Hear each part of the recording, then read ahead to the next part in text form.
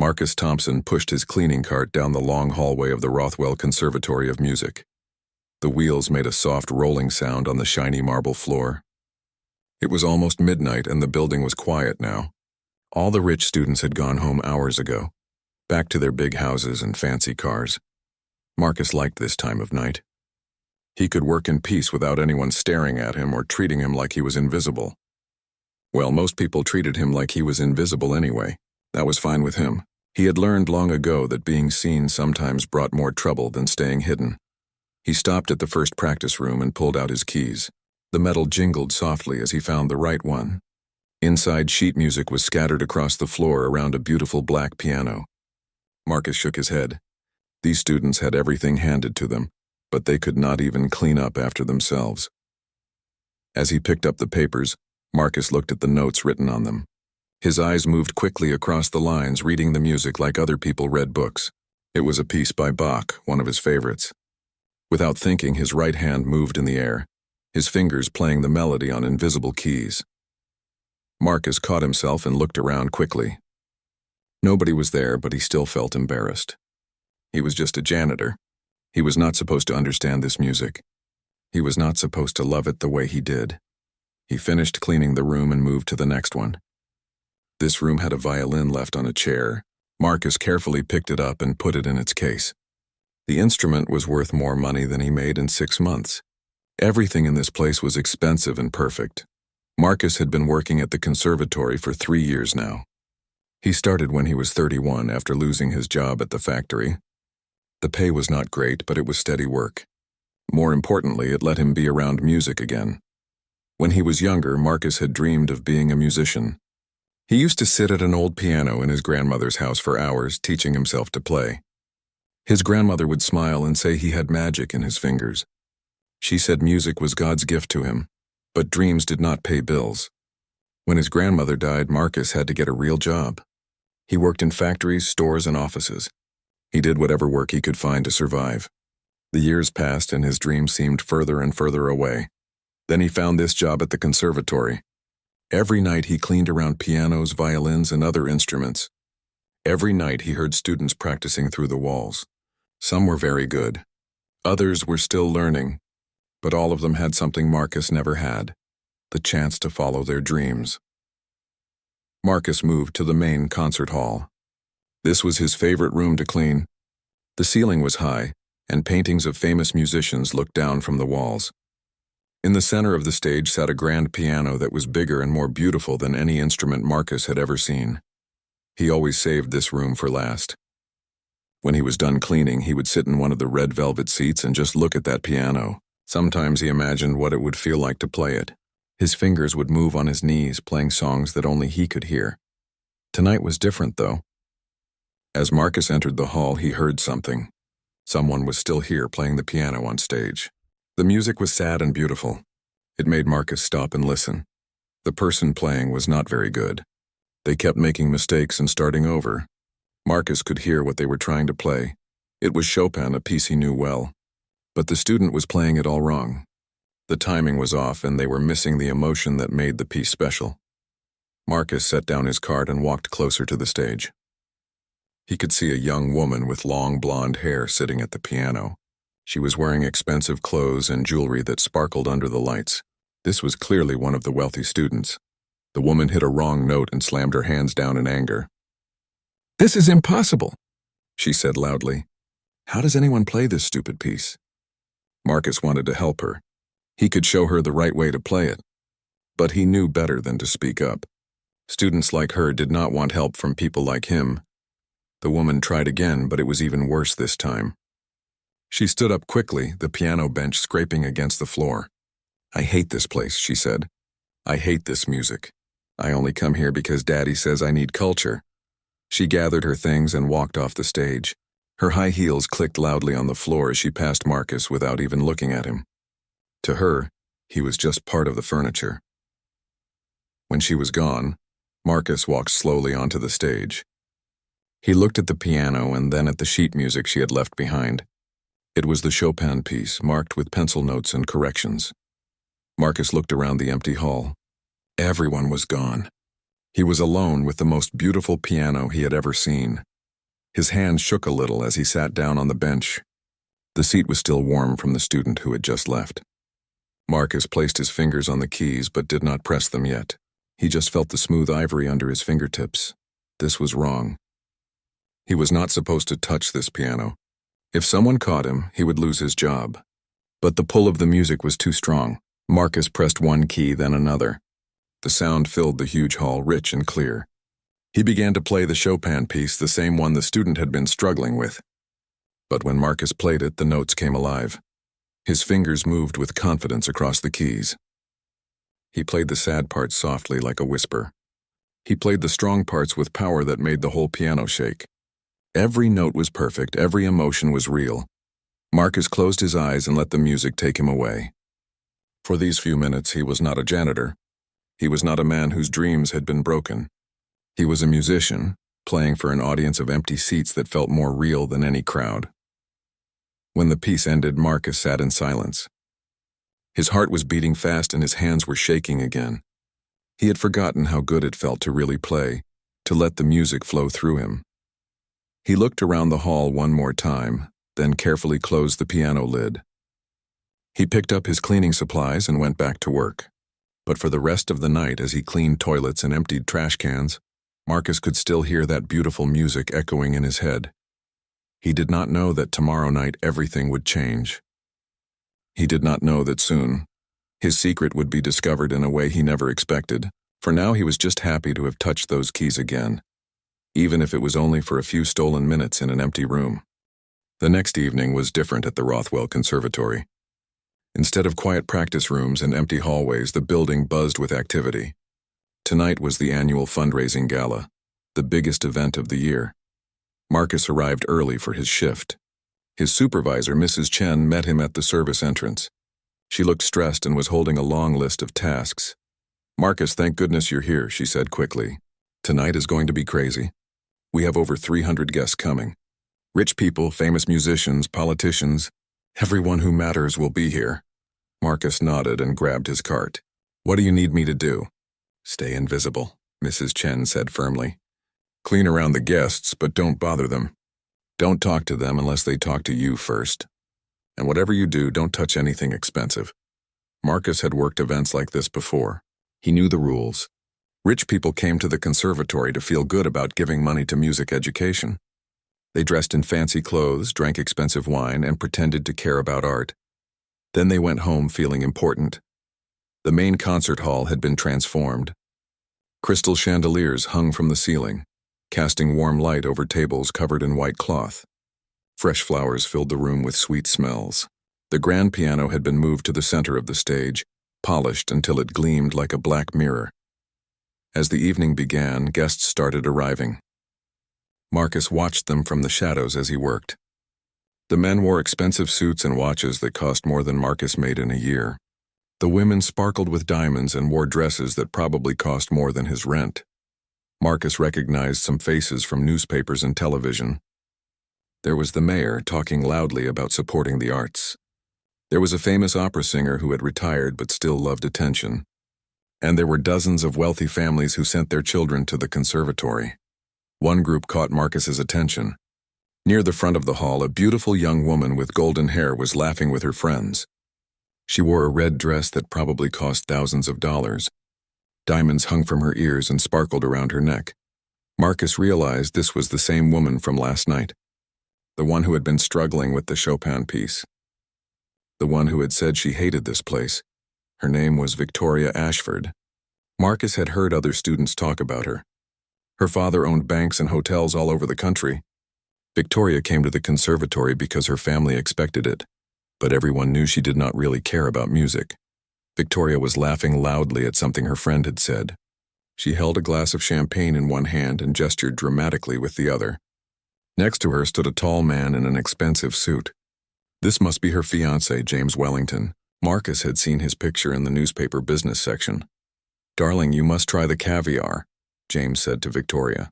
"It's imported from Russia." Victoria wrinkled her nose. "I don't understand why people eat fish eggs. It's disgusting." Her friend Sarah laughed. "Victoria, you're terrible. This is culture. You're supposed to appreciate it. Like I'm supposed to appreciate classical music." Victoria said, rolling her eyes. Half these pieces sound the same to me. Boring old dead guys playing boring old songs. Marcus felt his jaw tighten as he cleaned nearby tables. How could someone surrounded by such beautiful music not understand its power? How could she call it boring when it could make people cry with joy? The evening continued with speeches and performances. Young students played pieces on the stage while guests ate dinner and talked business. Marcus noticed that very few people actually listened to the music. They were too busy networking and showing off their expensive clothes. During one performance, Victoria's group was talking so loudly that other guests started looking at them with annoyance. Victoria did not seem to care. She was telling a story about her recent trip to Paris, describing shopping trips and fancy restaurants. And then the hotel clerk had the nerve to give us a room without a view, Victoria said dramatically. Can you imagine? For what we were paying? Marcus shook his head as he collected empty glasses from their table. These people had everything, but they were never satisfied. They complained about problems that most people would love to have. As the evening went on, the guests became louder and more relaxed. The wine and champagne were flowing freely. Victoria's group had moved closer to the stage where they could see the performances better. A young violin student was playing a difficult piece by Mozart. She was very talented, but the audience was barely paying attention. Marcus stopped his work to listen. The girl's technique was perfect and she played with real emotion. She deserved better than this distracted crowd. When the performance ended, there was polite applause. The girl bowed and left the stage, probably disappointed by the lukewarm response. These students are so serious, Victoria said to her friends. Do they ever have fun? All they do is practice, practice, practice. That's how you get good at something, her friend Sarah replied.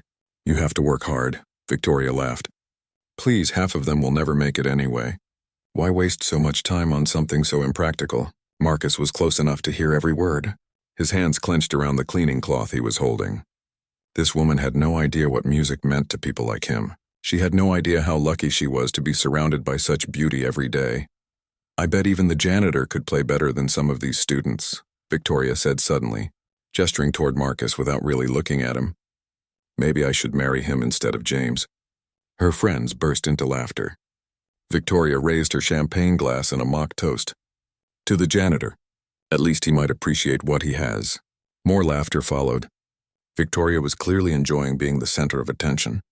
She looked around for Marcus and spotted him cleaning a nearby table. You there? She called out. Janitor. Marcus looked up, his face carefully blank. Yes, ma'am. My friends and I were just discussing talent, Victoria said with a big smile. You hear music here every day. Do you think you could do better than these students? The conversation around them had stopped. Other guests were turning to watch this unexpected entertainment. Marcus felt dozens of eyes on him. I just clean, ma'am, Marcus said quietly. I don't know much about music. Oh, come now, Victoria said, walking closer to him. Don't be modest. You must have picked up something after working here so long. Marcus could smell her expensive perfume. Up close, he could see that her eyes were slightly unfocused from the champagne. She was enjoying this little game. Actually, Victoria said, turning back to her friends with a wicked grin, I have an idea. Why don't we give our janitor friend here a little test? The crowd around them was growing larger. Word was spreading through the hall that something interesting was happening. Marcus felt trapped like an animal in a cage. What kind of test? James asked, looking amused. Victoria pointed toward the grand piano on the stage. Let's see if our cleaning expert can make beautiful music. If he can play something impressive, really impressive, then maybe I'll reconsider my engagement. The crowd laughed and clapped. This was exactly the kind of entertainment they had hoped for at a boring charity event. Marcus felt his heart pounding. Victoria was looking at him with a challenging smile, waiting for him to back down and admit he was just a simple janitor who knew nothing about music. She had no idea what she was asking for. She had no idea that she was about to discover a secret that Marcus had kept hidden for 3 long years. Well, Victoria said loudly. What do you say, janitor? Are you brave enough to show us what you can do? The entire hall seemed to be holding its breath, waiting for Marcus's answer. He looked at the piano, then at Victoria's mocking smile, then at all the faces staring at him with amusement. For a moment, Marcus imagined himself walking away. He could go back to cleaning, back to being invisible, back to his safe and quiet life. But something deep inside him was tired of hiding, tired of pretending he was less than he was. Tired of watching people like Victoria treat music like it meant nothing. All right, Marcus said quietly. I'll play for you. The concert hall fell completely silent. Marcus's words hung in the air like smoke. Nobody had expected the janitor to actually accept Victoria's challenge. Victoria's smile faltered for just a moment. She had been joking, enjoying the attention and laughter from her friends. She never thought he would actually say yes. I'm sorry, what did you say? Victoria asked, her voice a little higher than before. I said I'll play for you, Marcus repeated, louder this time. His voice was steady, but inside his chest his heart was racing like a runaway train. The crowd around them grew bigger. Word was spreading through the hall that something unusual was happening. People left their dinner tables and came closer to see what was going on. James Wellington stepped forward, looking annoyed. Now see here, this is getting out of hand. Victoria was just having a bit of fun, but Victoria held up her hand to stop him. The champagne had made her bold, and the attention was like a drug. She was not going to back down now. No, James, let him try, she said with a bigger smile. I'm curious to see what our janitor thinks he can do. Marcus looked around at all the faces staring at him. Some looked amused, like they were watching a circus act. Others looked uncomfortable, like they knew this was wrong but did not want to say anything. Mrs. Chen appeared at Marcus's side, looking worried. Marcus, you don't have to do this, she whispered. Just go back to work. Don't let them make fun of you. But Marcus was already walking toward the stage. His legs felt shaky, but he kept moving forward. Behind him he could hear the crowd following, their expensive shoes clicking on the marble floor. This should be entertaining, someone said with a laugh. Poor man, he has no idea what he's getting himself into, another voice added. Marcus climbed the steps to the stage. The grand piano sat in the center, looking bigger and more impressive than ever under the bright lights. He had cleaned around this piano hundreds of times, but he had only touched its keys once, last night when he thought nobody would ever know. The audience gathered in front of the stage, looking up at him. Marcus had never been the center of attention like this. Usually he worked hard to stay invisible to avoid exactly this kind of situation. Victoria stood in the front row, her arms crossed and her head tilted to one side. She was still smiling, but there was something else in her eyes now. Maybe it was curiosity, or maybe it was the first hint of doubt. So, what are you going to play for us? Victoria called out. Something simple, I hope. Maybe Twinkle, Twinkle, Little Star. Her friends laughed at this joke. Marcus felt his face get hot with embarrassment and anger. These people thought they were so much better than him. They thought he was just a simple man who could barely tie his own shoes, let alone play music. Marcus sat down on the piano bench and adjusted his position. The seat was the same height it had been last night, but everything else felt different. The lights were brighter, the audience was watching, and the stakes were much higher. He placed his hands on the keys but did not press them yet. The piano felt warm under his fingers, like it was alive and waiting to sing. Take your time, Victoria said sarcastically. We're all very excited to hear your performance. Marcus looked out at the crowd.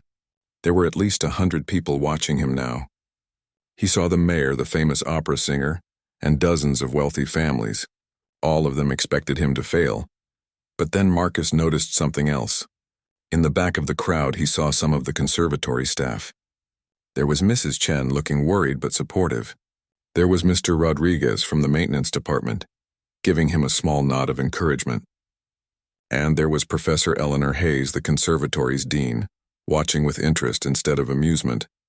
These people knew him. They had worked with him for 3 years. They knew he was more than just a man with a mop and bucket. Marcus took a deep breath and let his hands settle on the keys. He thought about his grandmother, who had always believed in his gift. He thought about all the nights he had listened to music through these walls, learning and remembering. He thought about last night, when he had played this same piano and felt truly alive for the first time in years. I'm going to play Chopin, Marcus announced. His voice carried clearly through the hall. Ballade No. 1 in G minor. Victoria's smile disappeared completely. This was not a simple song. This was one of the most difficult and beautiful pieces ever written for piano. It required not just technical skill, but deep understanding of music and emotion. That's quite ambitious, James said quietly. Maybe you should choose something easier, Victoria suggested, but her voice had lost its mocking tone. Marcus shook his head. No, "This is the piece I want to play." He had chosen this piece for a reason. It was the same piece Victoria had been struggling with last night. The same piece she had called stupid and impossible. Marcus was going to show her what it really meant. The hall became so quiet that Marcus could hear people breathing. Someone coughed in the back and the sound echoed off the high ceiling. Marcus closed his eyes for a moment and found his center. He thought about the story this piece was supposed to tell. It was about struggle and hope, about darkness and light, about a soul reaching for something beautiful even when the world seemed against it. It was his story. Marcus opened his eyes and began to play. The first notes were soft and mysterious, like morning mist over a lake. His left hand played a simple bass line while his right hand whispered the main melody. The sound filled the concert hall, rich and warm. The crowd leaned forward, their amusement replaced by surprise. This was not what they had expected to hear. As the piece continued, Marcus's playing became more confident. His fingers moved across the keys with growing speed and precision. The music began to tell its story, first gentle, then passionate, then dramatic. Victoria's mouth fell open. She recognized this piece, of course. She had been trying to play it just last night. But when Marcus played it, it sounded completely different. It sounded the way it was supposed to sound.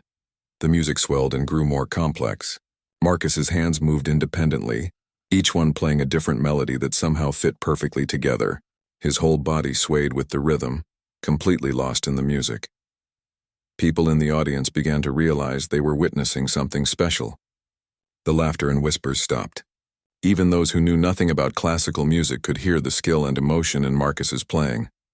Professor Hayes moved closer to the stage, her eyes wide with recognition.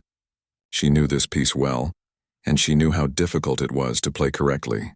Very few of her students could handle it, and none of them played it with this level of mastery. The music reached its climax, a section of thundering chords and racing melodies that demanded everything from the player. Marcus's fingers flew across the keys so fast they were almost a blur. The piano sang and roared under his touch, filling every corner of the hall with sound.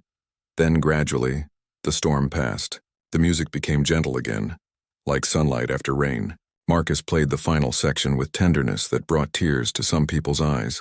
When the last note faded into silence, nobody moved. The hall was so quiet that Marcus could hear his own heartbeat. He sat at the piano, breathing hard from the effort. His hands were shaking slightly and sweat beaded on his forehead. But inside, he felt more alive than he had in years. Slowly, Marcus turned to face the audience. Victoria was staring at him with her mouth still open, all traces of her earlier mockery gone. James looked pale and confused. The wealthy guest who had come for entertainment had gotten much more than they bargained for. Then Professor Hayes began to clap. Her applause started soft but grew louder and stronger. Soon others joined in.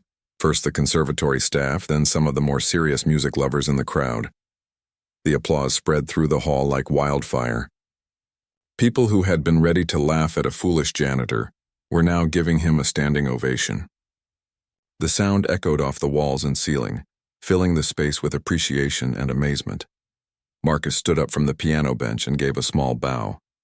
He looked out at the crowd, no longer seeing strangers who thought they were better than him. Instead, he saw people who had just discovered that talent and beauty could come from the most unexpected places. But most of all, he looked at Victoria. She was still standing frozen in place, her face showing a mixture of shock, confusion, and something else, something that might have been the beginning of respect. The applause continued for what felt like forever. Marcus stood on the stage, overwhelmed by the sound and the sea of faces looking up at him. He had never experienced anything like this before. Victoria remained frozen in place, her hands pressed to her mouth. The transformation she had just witnessed was impossible to understand. 5 minutes ago, this man had been invisible to her, just another worker in the background of her privileged life. Now she was looking at someone who had just played one of the most difficult piano pieces ever written with skill that surpassed most professional musicians. Professor Eleanor Hayes was the first to approach the stage. She was a small woman in her 60s with gray hair and sharp eyes that missed nothing. She had been the dean of the conservatory for over 20 years and had heard thousands of performances in her time. "Excuse me," Professor Hayes called out, her voice cutting through the applause. "Young man, could you come down here, please?" Marcus walked slowly down the stage steps, his legs still shaky from what had just happened. The crowd parted to let Professor Hayes through, and she approached him with an expression of intense curiosity. "What is your name?" she asked gently. "Marcus Thompson, ma'am," he replied, his voice quiet after the thunderous applause. "Marcus Thompson," Professor Hayes repeated slowly, studying his face. "How old are you?" 34, ma'am." Professor Hayes was quiet for a moment, her mind working. There was something familiar about this young man, something that tugged at her memory. "Where did you learn to play like that?" she asked. Marcus looked uncomfortable. He was not used to being questioned, especially not by someone as important as Professor Hayes. "I taught myself mostly, ma'am.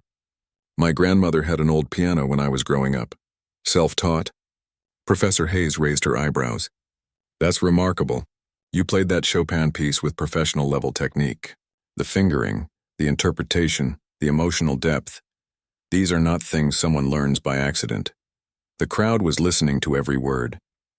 Victoria had moved closer, drawn by curiosity she could not understand. She found herself studying Marcus's face, really looking at him for the first time. "Have you ever performed before?" Professor Hayes continued. Marcus shook his head. "No, ma'am. I listen to the music here while I work. I've always loved classical music." "Listen to the music," Professor Hayes said thoughtfully. "For how long?" "I've worked here for 3 years," Marcus replied. "And before that?" "You must have had formal training at some point." Marcus hesitated. There were parts of his past he had never talked about, memories he had buried deep to survive the disappointment of lost dreams. I played a little when I was younger," he said carefully. "But that was a long time ago." Professor Hayes stepped closer, her eyes intense. "Marcus Thompson, where are you from originally?" "Detroit, ma'am." Something clicked in Professor Hayes's memory. Her face changed, becoming more excited and focused. "Detroit. And how old did you say you were?" 34? She paused, calculating. "That would make you." "Born in 1991. Marcus nodded, confused by her sudden intensity. "My God," Professor Hayes whispered. "I know who you are." The hall had become so quiet that everyone could hear her words clearly. Victoria leaned forward, fascinated by this unexpected drama. 15 years ago, Professor Hayes continued, we had a scholarship student here, a young man from Detroit with extraordinary talent. He was one of the most promising pianists I had ever taught. But then suddenly he disappeared.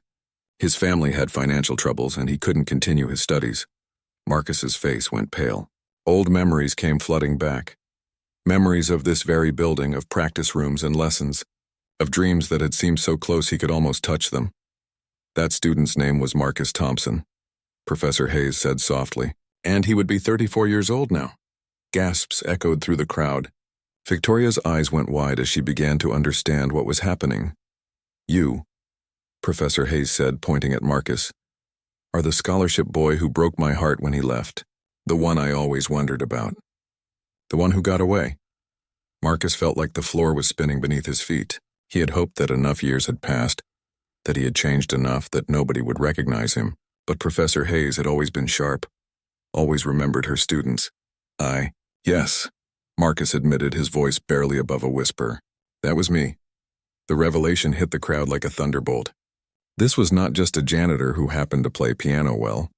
This was a former student of the prestigious Rothwell Conservatory, someone who had been considered one of the most talented musicians of his generation.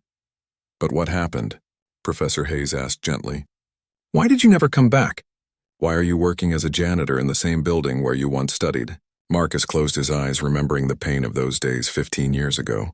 "My father's business failed. We lost everything, our house, our savings, everything. I had to get a job to help support my family. I couldn't afford to continue school. But why didn't you come to me?" Professor Hayes asked. "We could have found a way. More scholarships, work-study programs. There are always options for talented students." Marcus shook his head sadly. "I was 19 years old, Professor. I was proud and embarrassed. My family needed money right away, not promises of maybe getting help later. I thought I could work for a year or two, save up money and come back. But life got in the way. And you never tried to return to music?" "I tried to forget about it," Marcus said honestly. "It hurt too much to think about what I had lost. I convinced myself that music was just a dream, something that wasn't practical for someone like me. Victoria listened to this exchange with growing amazement. She was beginning to understand the magnitude of what had just happened. This man had given up his dreams to help his family survive. He had buried his incredible talent and worked ordinary jobs for 15 years.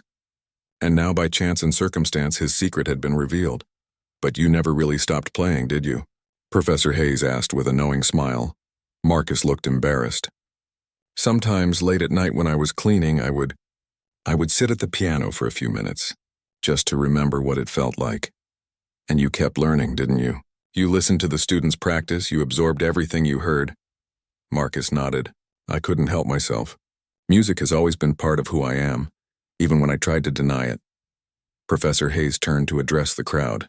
"Ladies and gentlemen, what you have just witnessed is extraordinary. This young man was once one of our most gifted students. His talent has not diminished. If anything, it has grown deeper and more mature." She looked back at Marcus with tears in her eyes. "The way you played that Chopin piece tonight, it was not just technically perfect. It was full of life experience, of pain and hope and wisdom that can only come from living in the real world. It was more beautiful than when you played as a 19-year-old boy." Victoria felt something shift inside her chest. Looking at Marcus now, she saw not just a janitor or even a talented musician. She saw a person who had sacrificed his dreams for his family, who had endured years of disappointment and hard work, who had kept his gifts alive in secret.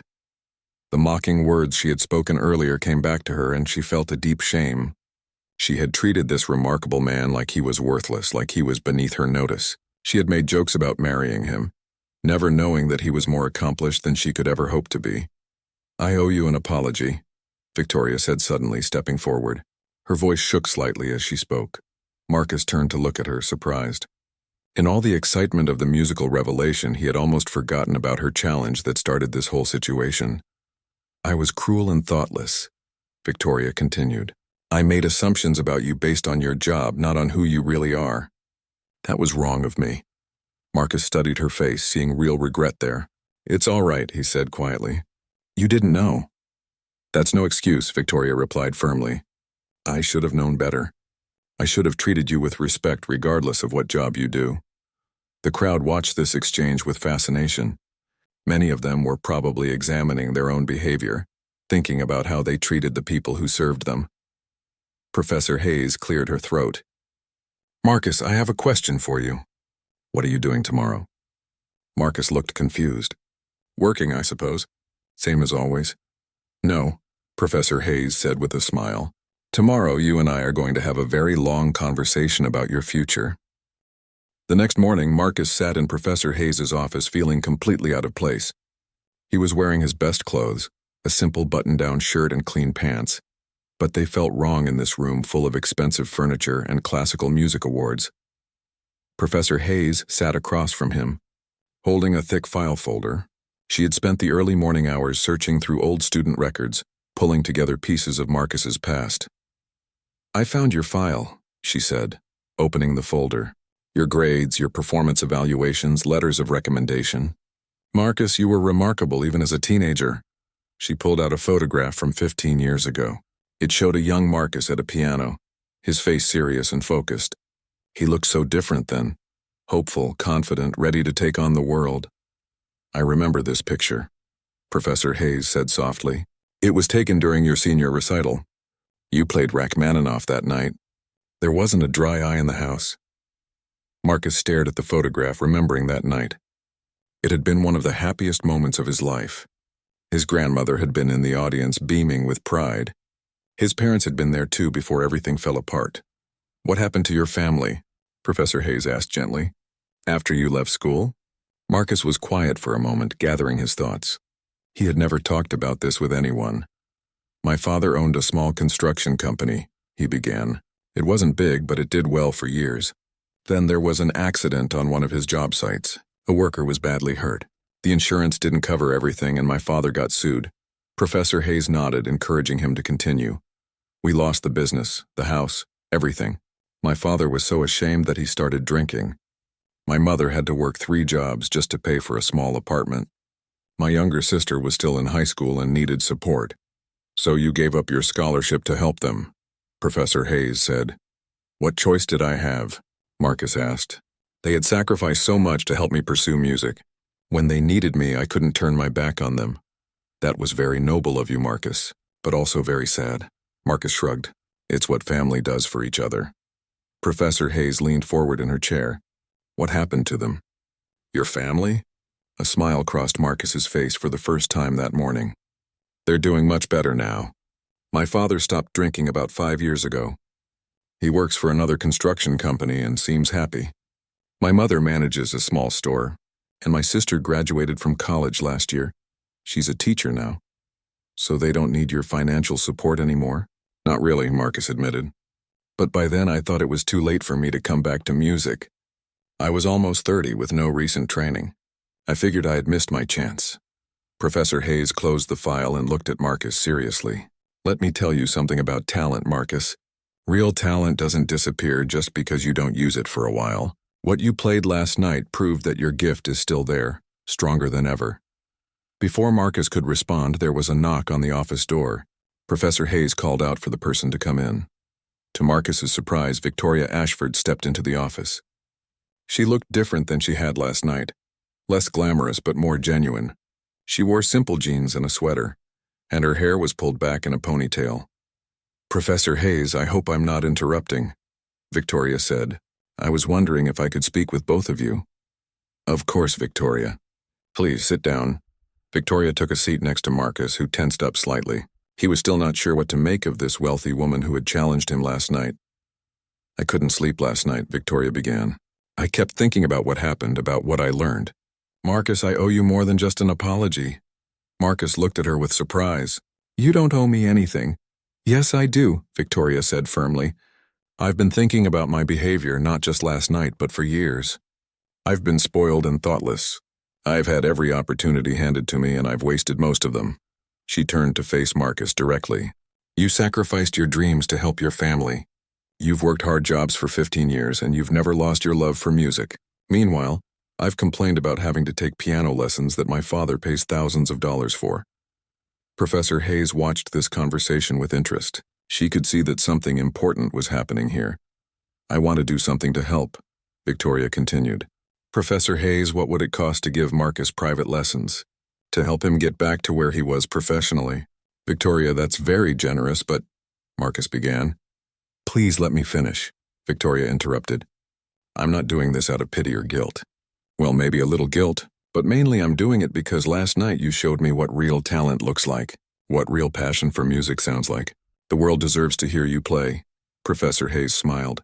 Actually, Victoria, I was just discussing something similar with Marcus. There are several options we could explore. She turned to Marcus. First, we could arrange for you to audit classes here. Get you back up to speed on music theory and contemporary performance techniques. Second, I have connections in the professional music world. With your talent and maturity, I believe we could arrange auditions with symphony orchestras or chamber music groups. Marcus felt overwhelmed. I don't know what to say. This is all happening so fast. There's something else, Professor Hayes continued. I got several phone calls this morning. Word about last night's performance has already started to spread. Someone took a video with their phone and posted it online. She turned her computer screen toward Marcus and Victoria. On the screen was a video titled Janitor Plays Beautiful Piano at Fancy Party. It already had thousands of views and hundreds of comments. Marcus read some of the comments aloud. This gave me chills. Most beautiful thing I've heard all year. Who is this man? He's incredible. People are asking questions, Professor Hayes said. They want to know who you are, where you learned to play, whether you have other recordings. Marcus, whether you realize it or not, you're becoming famous. Victoria watched Marcus's face as he processed this information. She could see fear mixed with excitement in his expressions. What does this mean? Marcus asked quietly. It means you have choices, Professor Hayes replied. You could continue working as a janitor and forget this ever happened. Or you could take this opportunity to reclaim your musical career. But I'm 34 years old, Marcus protested. Most professional musicians start much younger. Some do, Professor Hayes agreed. But not all. There are many examples of musicians who found success later in life. Your maturity and life experience would actually be advantages in many situations. Victoria spoke up. Marcus, can I ask you something personal? He nodded. When you were playing last night, how did it feel? Marcus was quiet for a moment, remembering. It felt like coming home, he said finally. Like I was finally being myself again after pretending to be someone else for 15 years. Then you have your answer, Victoria said simply. Professor Hayes pulled out another folder. I took the liberty of making some phone calls this morning. I have 3 different opportunities I'd like you to consider. She spread out some papers on her desk. First, the Chicago Symphony is holding auditions next month for their 2nd piano position. I know the conductor personally, and he's agreed to hear you play. Marcus's eyes widened. The Chicago Symphony was one of the most respected orchestras in the country. Second, there's a chamber music festival in Colorado this summer. They're looking for a pianist to join a quartet for a series of concerts. It would be good exposure and excellent experience. And third, Marcus asked. Professor Hayes smiled. There's a concert promoter in New York who specializes in showcasing unusual talent. After seeing your video this morning, he's interested in arranging a solo recital. Nothing huge, but it would be a professional debut. Marcus stared at the papers, his mind spinning. Yesterday he had been a janitor with a secret. Today he was being offered opportunities he had dreamed about as a young man. I don't know if I'm ready for any of this, he said honestly. Nobody ever feels ready, Professor Hayes replied. The question is whether you're willing to try. Victoria reached over and touched Marcus's arm gently. You don't have to decide everything today. But please don't let fear stop you from exploring what's possible. Marcus looked at her, seeing kindness in her eyes that hadn't been there the night before. Why do you care what happens to me? Victoria considered the question carefully. Because you showed me something important last night. You showed me what it looks like when someone truly loves what they do. I've never felt that way about anything in my life. Maybe by helping you follow your passion, I'll figure out how to find my own. 2 weeks had passed since the night that changed everything. Marcus still worked at the conservatory, but now everything was different. Students who had never noticed him before nodded when they passed him in the hallways. Faculty members stopped to chat with him about music. Even his cleaning duties felt different when he knew they were temporary. The video of his performance had spread far beyond what anyone expected. It had been shared on social media thousands of times, picked up by news stations and featured on several music blogs. Marcus Thompson, the janitor who played like a master, had become an internet sensation. Marcus was both excited and terrified by all the attention. He had agreed to try Professor Hayes' suggestions, starting with private lessons to prepare for auditions. Every evening after his cleaning shift, he stayed late to practice in one of the conservatory's practice rooms. Victoria had kept her promise to help. She paid for his lessons and had even bought him proper concert clothes for his upcoming auditions. But more than that, she had become a friend and supporter in ways Marcus never expected. She came to the conservatory almost every day now, not because she had to, but because she wanted to. She would sit in the practice room and listen to Marcus play, offering encouragement and asking thoughtful questions about the music. Play that part again, Victoria said one evening as Marcus worked through a difficult passage from a Mozart sonata. The way you played it just now was different from yesterday. Marcus smiled and played the section again. You're getting better at listening. A few weeks ago you said all classical music sounded the same. Victoria laughed. I was an idiot a few weeks ago. Well, more of an idiot than I am now. You weren't an idiot, Marcus said, turning away from the piano to face her. You just hadn't been taught to really listen. Nobody ever showed you what to pay attention to. This was something that had surprised both of them, how much Victoria was learning about music by spending time with Marcus. She had natural intelligence and curiosity that had never been properly directed. When someone explained things in a way she could understand, she picked up concepts quickly. I have something to tell you, Victoria said, looking a little nervous. I broke up with James. Marcus stopped playing completely. What? When? Yesterday. I've been thinking about it for days. Victoria stood up and walked to the window, looking out at the city lights. After watching you play, after seeing what real passion looks like, I realized I couldn't marry someone I didn't truly love. But your families have been planning this engagement for months, Marcus said. Your father must be furious, Victoria shrugged. He is. He thinks I'm going through some kind of phase. He doesn't understand that I'm finally starting to figure out who I want to be, instead of just being who everyone expects me to be. Marcus felt something complicated in his chest, happiness mixed with worry.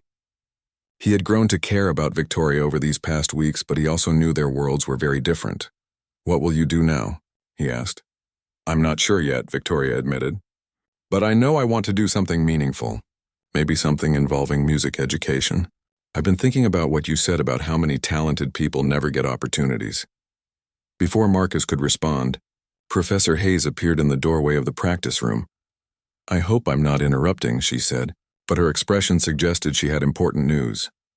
"Not at all," Marcus said. "Is everything all right?" Professor Hayes came into the room carrying a folder and looking more excited than Marcus had ever seen her. "I just got off the phone with Richard Morrison," she announced. Marcus looked blank, but Victoria gasped. "The Richard Morrison?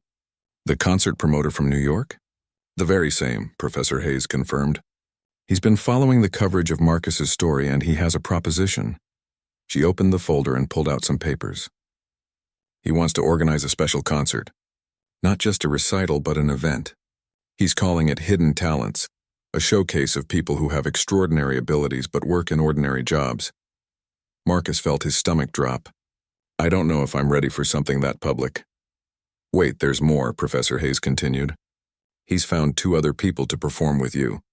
A construction worker who sings opera, and a waitress who plays violin like she was trained at Juilliard." Victoria clapped her hands together. "That sounds amazing."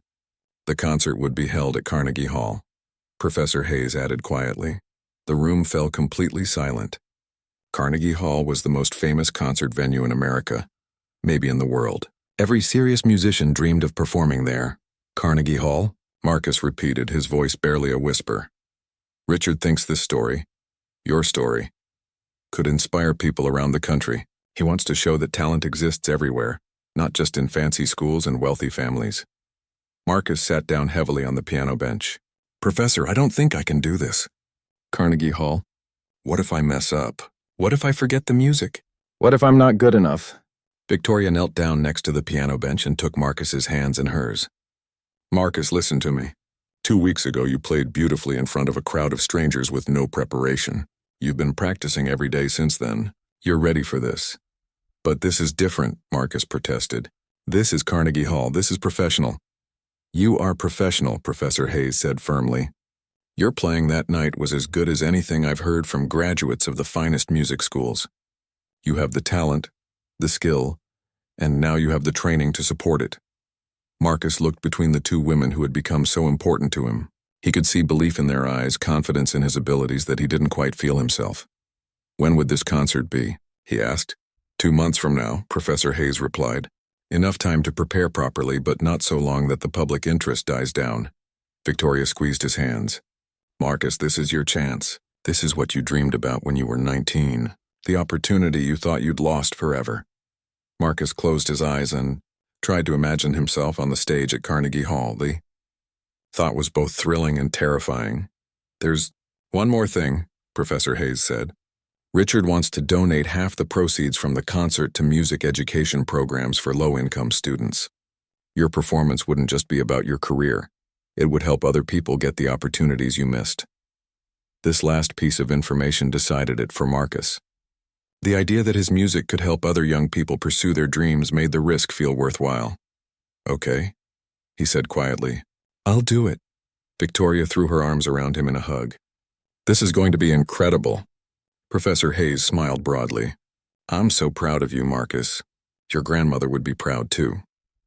Over the next few days, the news of the Carnegie Hall concert spread quickly. The story was picked up by major newspapers and television stations. From Janitor to Carnegie Hall, the Marcus Thompson story became a feel-good news story that people shared widely.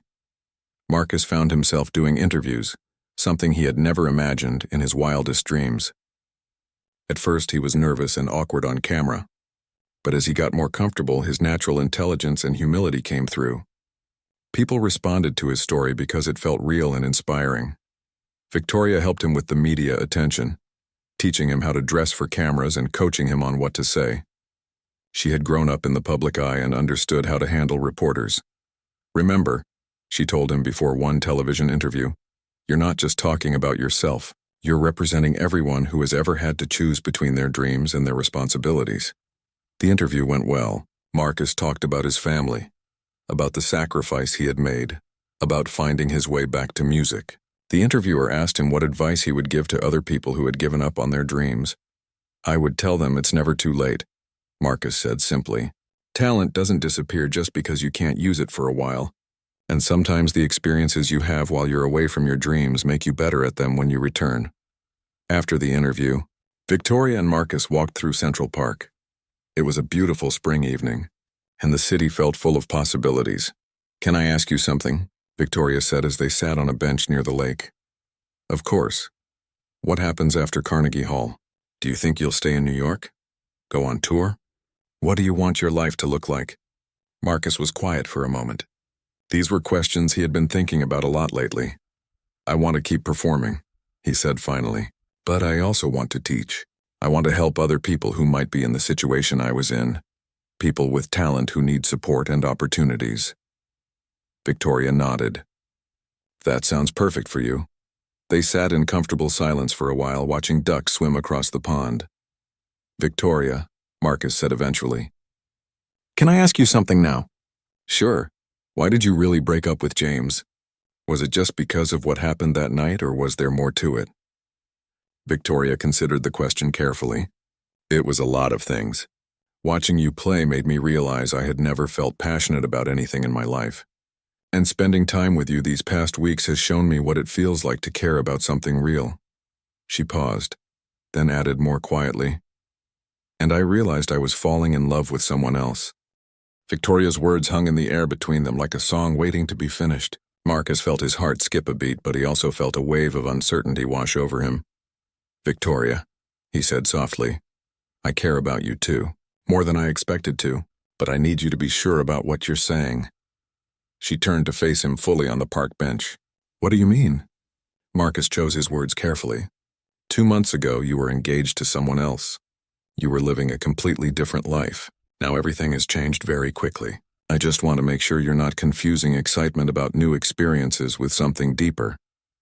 Victoria was quiet for a moment, considering what he had said. It was one of the things she had come to appreciate about Marcus. He thought carefully before speaking, and he cared more about truth than about hearing what might make him feel good.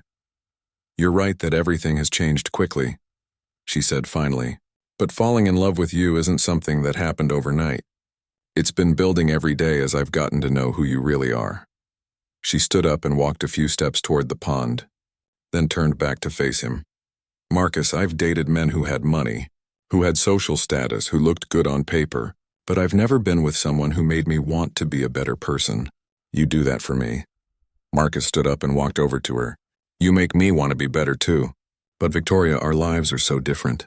You come from wealth and privilege. I'm a janitor who might become a musician if I'm very lucky.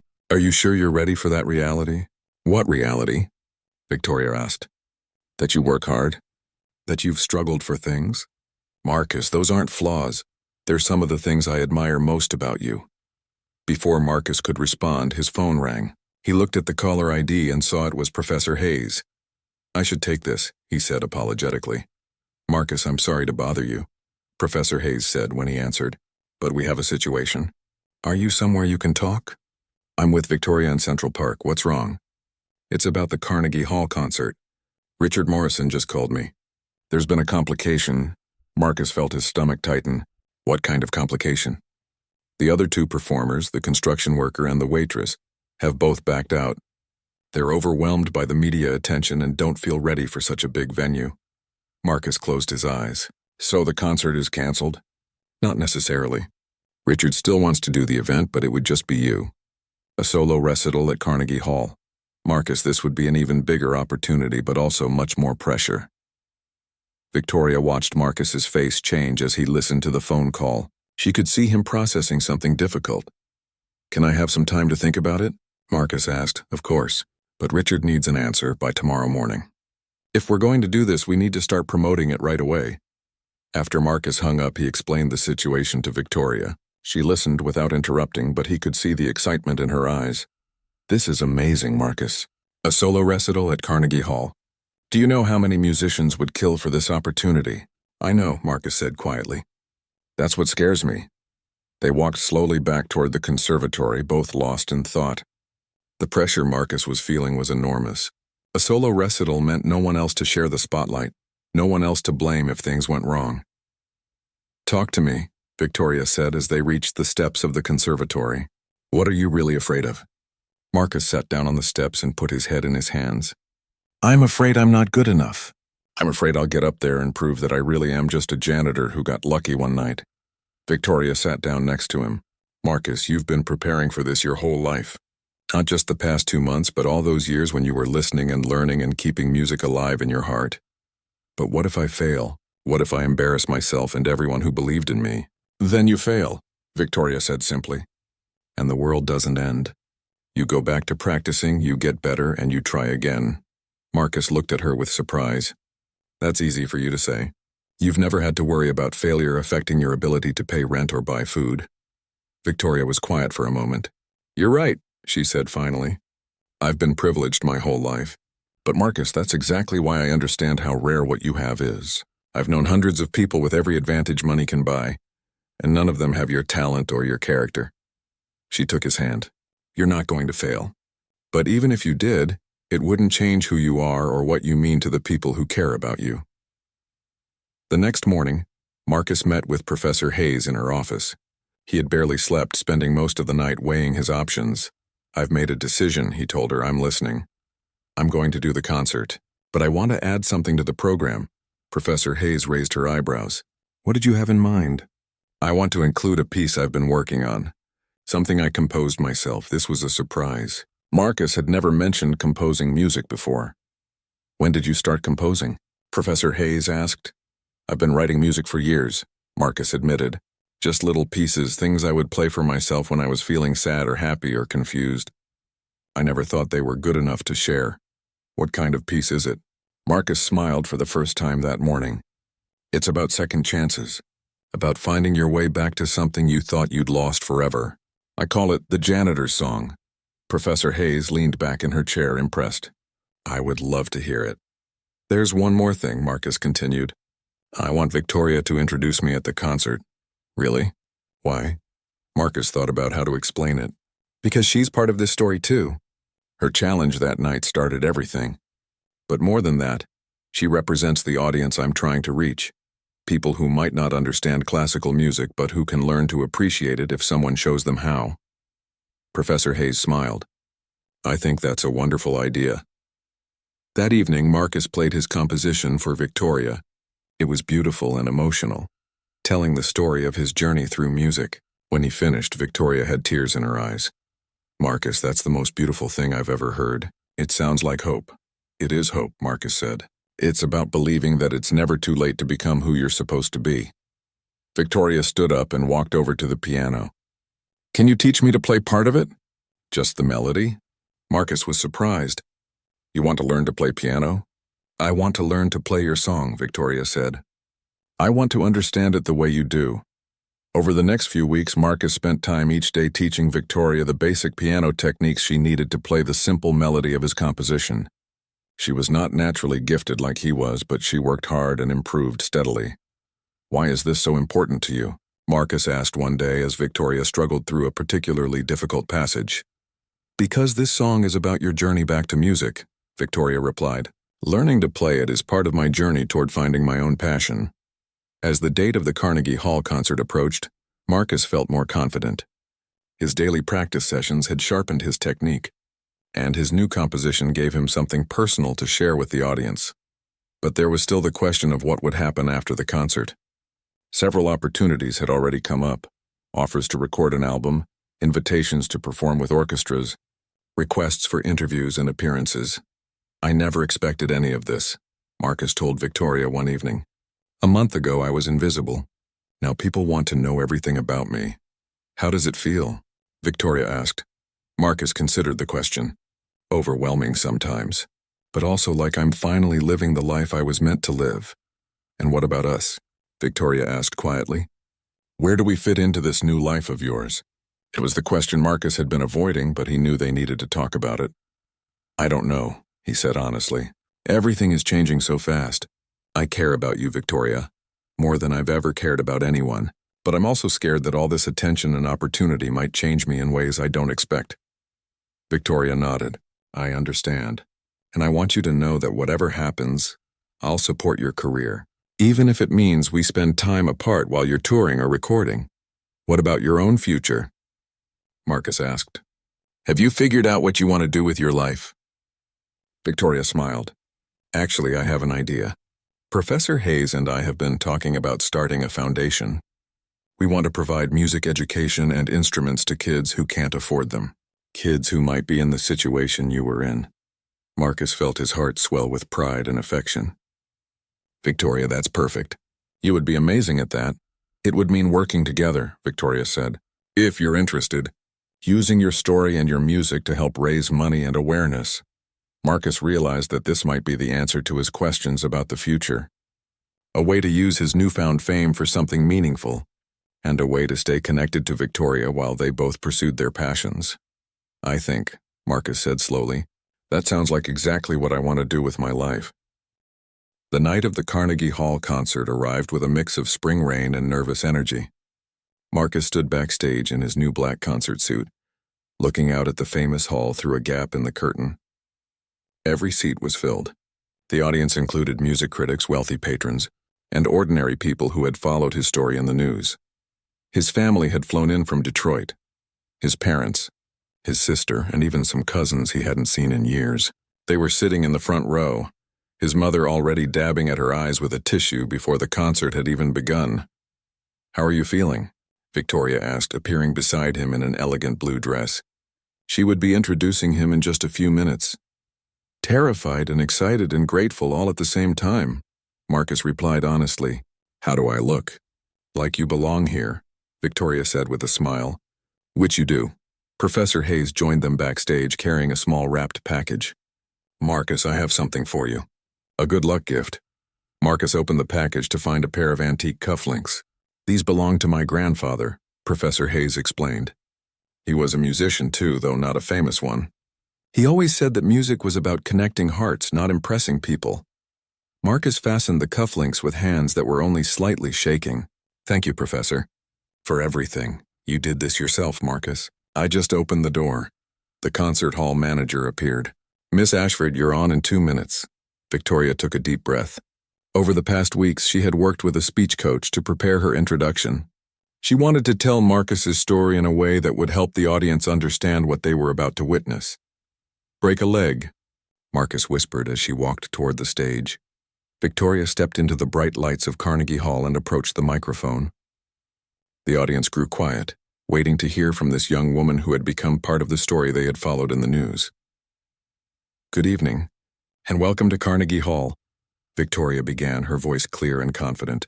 My name is Victoria Ashford, and I'm here tonight because of a mistake I made. She had the audience's attention immediately. 2 months ago, I attended a fundraising gala at the Rothwell Conservatory of Music. I was there because I was supposed to be, not because I wanted to be. I spent the evening complaining about the music, joking about the performances, and generally behaving like someone who had been given every privilege in life but had learned to appreciate none of them. Victoria paused, letting her words sink in. That night I made a cruel joke. I pointed to a man who was quietly cleaning around our tables and said that even the janitor could probably play better than some of the students. I suggested mockingly that maybe I should marry him instead of my fiancée. Some people in the audience shifted uncomfortably. Others leaned forward knowing where this story was heading. What I didn't know was that the janitor I was mocking was Marcus Thompson, a man who had given up a promising musical career 15 years earlier to help support his family. A man who had kept his love of music alive through years of hard work and sacrifice. A man whose talent was so extraordinary that it would soon teach me what passion really looks like. Victoria gestured toward the wings where Marcus was waiting. Tonight, you will hear music played by someone who understands both the privilege and the responsibility that comes with great talent. Someone who has learned that dreams deferred are not necessarily dreams destroyed. Someone who proves that greatness can emerge from the most unexpected places. She smiled, thinking about how much her life had changed since that night. Ladies and gentlemen, please welcome Marcus Thompson. The applause was immediate and enthusiastic. Marcus walked onto the stage, no longer the nervous janitor from 2 months ago, but not yet fully comfortable with being the center of attention either. He was simply himself, a man who loved music and was grateful for the chance to share it. He sat down at the magnificent concert grand piano and adjusted the bench. The hall became perfectly quiet. Marcus looked out at the audience for a moment, seeing faces that were curious, supportive, and eager to be moved. He began with the Chopin ballade that had started everything. But tonight his playing had even more depth and emotion than that first performance. The months of practice had refined his technique, but more importantly, the journey he had taken had given him new things to say through the music. The piece told the story of struggle and triumph, of dreams lost and found again. Every note was clear and purposeful. The audience was completely captivated, understanding that they were hearing something special. When the Chopin ended, the applause was thunderous. But Marcus held up his hand gently, indicating that he had more to share. "The next piece," he said into the microphone, "is something I wrote myself. It's called the Janitor's Song, and it's about second chances." This was the moment Marcus had been most nervous about. Playing classical masterpieces was one thing. Sharing his own composition was much more personal and vulnerable. The piece began quietly, with a simple melody that suggested loneliness and longing. Gradually, other voices joined in, creating harmony and hope. The music told the story of someone who had lost their way but never lost their essential self. As Marcus played, he thought about his grandmother, who had first encouraged his musical gifts. He thought about his family, who had sacrificed so much and had been so proud to sacrifice more. He thought about the years of cleaning floors and emptying trash cans while beautiful music played in rooms he wasn't supposed to enter. But mostly, he thought about the strange and wonderful turn his life had taken, and about the woman sitting in the audience who had challenged him to show the world who he really was. The composition built to a powerful climax that filled every corner of Carnegie Hall with sound and emotion. Then it settled into a peaceful conclusion that seemed to say, "This is who I am. This is where I belong. This is what I was meant to do." When the last note faded, the silence lasted for several seconds. Then the audience erupted in the kind of applause usually reserved for the world's greatest musicians. People stood up, cheering and crying, understanding that they had witnessed something rare and beautiful. Marcus stood and bowed, overwhelmed by the response. He could see his family in the front row, his mother openly weeping with joy. He could see Professor Hayes beaming with pride, and he could see Victoria, applauding enthusiastically, her face glowing with happiness. The standing ovation continued for several minutes. Finally, Marcus returned to the piano for an encore. He had planned to play another classical piece, but in the moment he made a different choice. "I'd like to invite someone special to join me," Marcus said into the microphone. "Victoria Ashford, would you come up here?" Victoria looked surprised, but she made her way to the stage.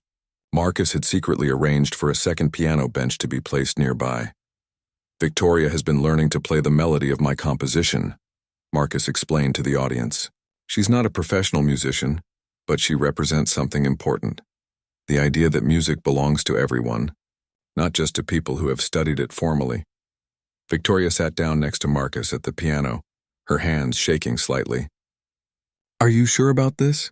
she whispered. "I'm sure," Marcus whispered back, "just like you were sure about challenging me that first night." Together, they played a simplified version of the Janitor's Song. Victoria's part was basic but heartfelt, and Marcus filled in the harmony around her melody. It was not a perfect performance, but it was something more important. It was a demonstration of how music could bring people together across differences in background and experience.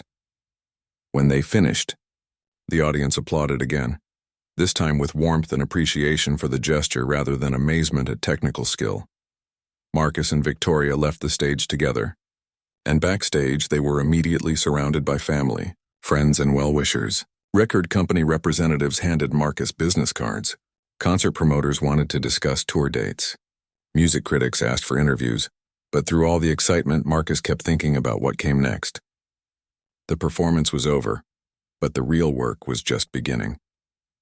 6 months later, Marcus stood in a much smaller venue, a community center in a working-class neighborhood of Chicago. He was performing for an audience of children and their families, people who had never been to Carnegie Hall and probably never would. The Thompson Ashford Foundation for Music Education had been officially launched 3 months earlier. Victoria had used her family connections and social skills to raise funding, while Marcus provided the inspiration and the musical expertise. Together, they had created something that neither could have accomplished alone. Music is not just for rich people, Marcus told the children after his performance. It's not just for people who go to fancy schools. Music belongs to everyone who has ears to hear and a heart to feel. A young girl in the front row raised her hand. "Mr. Marcus, I want to learn piano, but my family can't afford lessons." Marcus smiled and gestured to Victoria, who was sitting nearby with a clipboard full of scholarship applications. "That's exactly why we're here," he said, "to make sure that every child who wants to learn music gets the chance to try." After the performance, Marcus and Victoria walked through the neighborhood together,